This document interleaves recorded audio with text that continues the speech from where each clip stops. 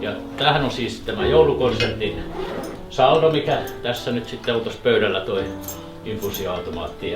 Kiitos kaikille tänne tulosta. Ja tämä on tämmöinen sydänosasto, johon on keskitetty Suomessa kaikki invasiivinen lasten sydänkirurgia, sydäntoimenpiteet ja sydämen siirrot, jotka potilaat hoidetaan toisella osastolla.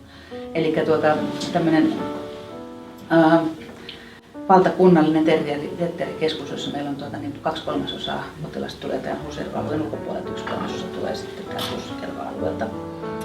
Ja aika hulinaa ja huisketta on viime aikoina ollut, täytyy sanoa, että meillä on osasto ihan valtavan kuormitettu. Ja taitaa olla 15 paikkainen osasto, oliko meillä 18 tänä aamuna.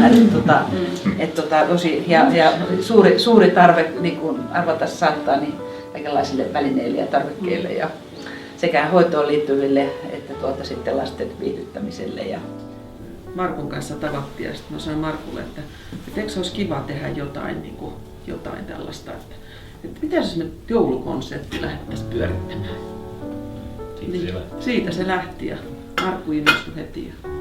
Täytyy sen verran näyttää, tämmöinen laite on ostettu, eli infuusioautomaatti.